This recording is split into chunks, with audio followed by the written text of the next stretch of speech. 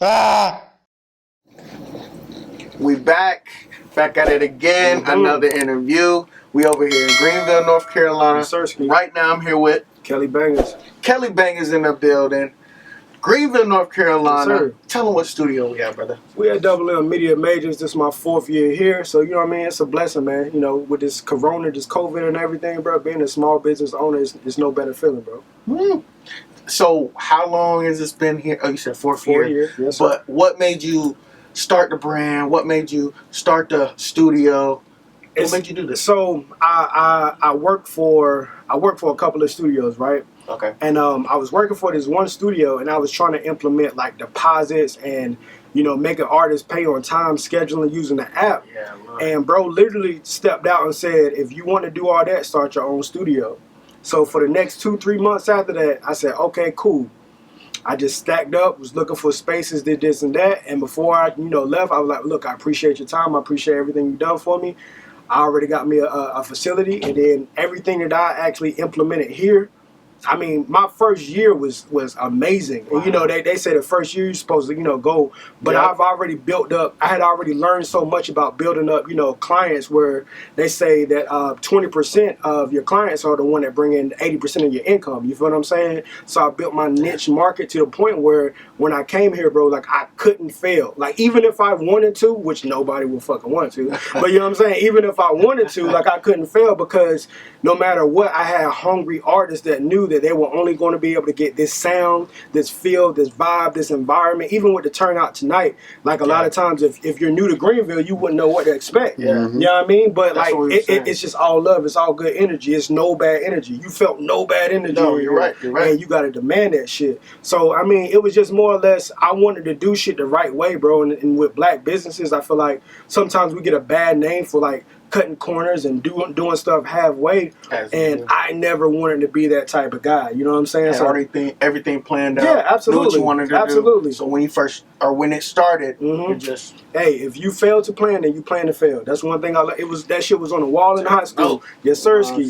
So like that's one of the things that I learned very, very early on, and it was hard at first, bro. I'm not gonna lie, because I'm a first generation entrepreneur. You know what I'm saying? Yeah. I feel like a lot of people are at this point. You know what I'm saying? Because we have different tools. Shout out, our parents and stuff. But like, my pops, he didn't have the internet to teach him to go, engineering this and that. Niggas say, bro, where you learn how to engineer? YouTube University. That's exactly where I went. You know what I mean? Shoot. I'm still enrolled right now, but like that's just really how everything came to be, bro. And then a lot of times I would be at my job, bro, and I was smarter than my managers. Like I would implement, like I was I was tech support, and I was implementing different procedures and stuff of ways to relate to the customer. Like, do you know what a MAC address is? Like on your MacBook, on your modem. On your modem, yeah, I know. Okay, so it's roughly, okay, if you didn't, I would say, well, it's like your modem social security number. In order for me to find your specific modem, I need your MAC address off your modem. And when you bring something like that into light, when you're talking to a 82-year-old woman, you're trying to get them how to get their internet back on, you know what I'm saying, you're good, and I can sell my ass off. So like, just all in all, I just saw that the life that I was in wasn't fit for me, and I needed more out of it. And so now, even the role that I'm in now, it's like, I'm just honestly going with the process, bro. I'm in the process of learning. I'm in the process of growth and expanding my mind, bro. So now because me and my homie, we're not too familiar with the Greenville music scene. Yes, sir. First of all, is there a scene here? And then second of all, why do you think they chose your studio to kind of tap in for the media run? Okay, so there is, but there isn't, right? So we run into a lot of problems with the police department here, right? Dang. So noise, or just like no, bro. They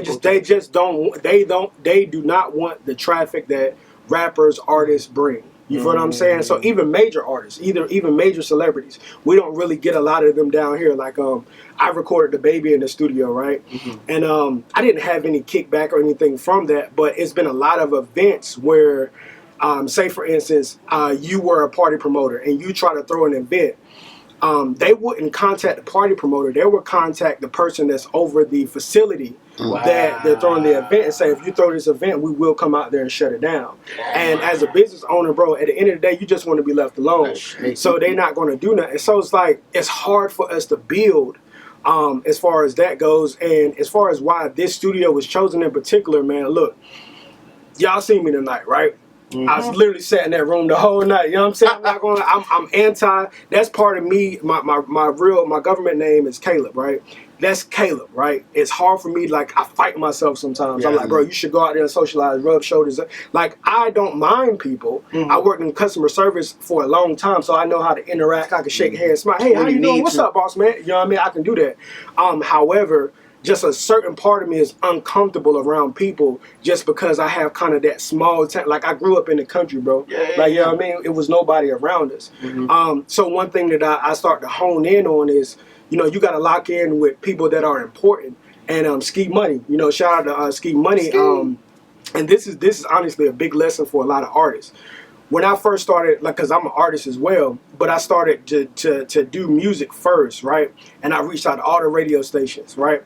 The thing is, I lacked value, right? So you're reaching out to a radio station, you're asking what can they do for you, but you have nothing you can do for them, right? So I was so focused on letting them seeing my light shine instead of focusing on making my light shine. So what I started doing was I grinded. I was on my craft day in and day out, day in and day out. And then when the first event came in, bro, it was like, look, bro, I see you got your finger on the pulse. Everything is rocking. Now, the same old guy that was just sitting in that studio not talking to nobody, that's how I ran his business. But people still came to me. You feel what I'm saying? They came to tap in with me instead of me saying, hey, bro, come look at me, bro. Or when dudes come like, hey, yo, can you listen to my music? Like 9 times out of 10, that's not your time. When they come to listen to you, when they come to you, that's your time. But when you do it like early, way too early, you're kind of like shooting yourself in the foot. Because now you're going to get put in the same bubble as all the other artists that do that, no matter how dope you are. So linking in with Ski Money, bro, at the end of the day, man, it was more or less like, it was just me working, and authentically you can see that nobody, like everybody was coming to me. So that's just it. It's the hub. Anytime an event goes down in the city, they're like, oh, media majors. As small as this lobby is, you know what I'm saying? Like, everybody thinks you got to have this big ass facility. No, bro, it's really, you work with what you got until you get what you need. You know what I'm saying? And that's just my thing. So I don't really go in any other direction than honestly the path that I'm supposed to be on. So it really just came forward because, like, I just built these relationships. And even if I were to do it in another facility, I told Ski, I said, look, bro, this is getting bigger than this facility. I got another dude with a studio. My guy Dre, the E, shout him out. I was like, bro, maybe me and him can link up next time and we can put media majors on it, but it's a collaboration event where we got enough room for everybody. You know what I'm saying? It's multiple rooms. We can do whatever we want to do, but that's part of the growth. The same way me and you sitting here talking, all of us are building platforms together. That's growth. We can't do it independently, bro. We can independently grind, but we can't independently grow. You know what I'm saying? So it's like, we got to work with one another, but that's one thing that I learned, bro. No matter how anti you are, you're going to need somebody to lean on. You just can be very specific about who the fuck you lean on, and that's what I did. What I want to ask is, so I have to say, I feel like you have a lot of knowledge. Absolutely. A lot of beneficial knowledge. So I have this segment called One Piece of Advice. All right. So what I want you to do is give one piece of advice to up and coming artists in the Carolinas. Just one piece of advice to them on how they can make it.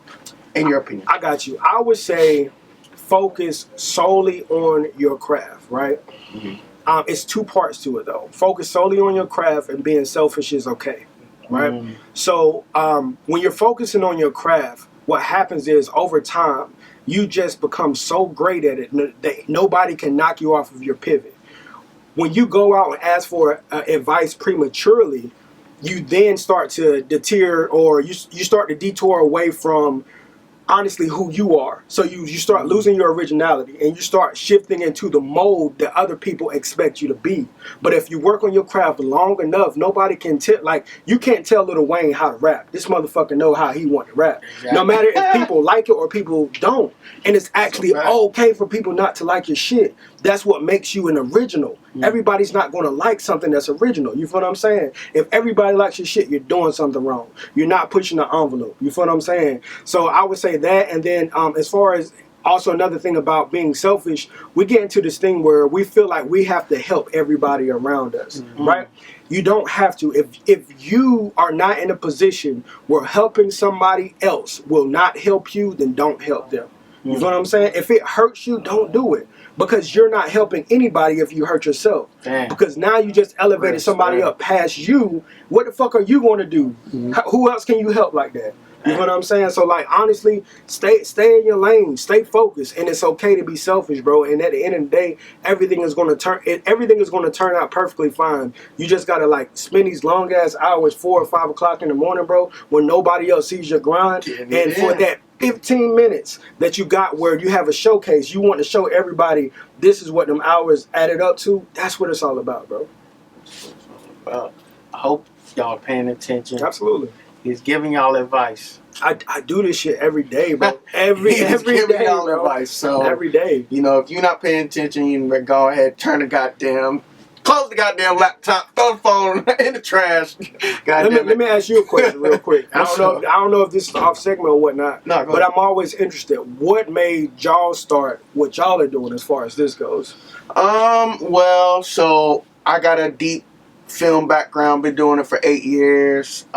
So I was doing films, and for films, you know, it takes like a year to plan. Yeah. Then we got to shoot. So I needed something for the in between, basically. So I was like, I need a show. I got homies, they do podcasts, stuff like that. But I want to make my show mobile. So we're going to pull up to where you are. We won't be always in the same studio. We won't always have the same setup, et cetera, et cetera. So it was just like, let's make these moves just for what's in between. So we are about to get out of here. Yes, sir. What's your social media so they know how to tap in with you? Absolutely. So you can find me on IG, Kelly Bangaz, Kelly_BANGAZ. The studio, double M, you see that beautiful M behind me? That's Media Majors, MEDIA MAJORZ. You can go on the site, you can book. I got it so convenient for you. You click a button, you see what's available as far as the schedule goes. You book, you set that appointment, you come see me, we make fire. It's easy as that. All right, there you have it. Tapping my boy. Yes, sir. Y'all stay tuned. Greenville, North Carolina, Media Run. This is Adrian Nice mouthing out, and we out. Yes, sir. Peace.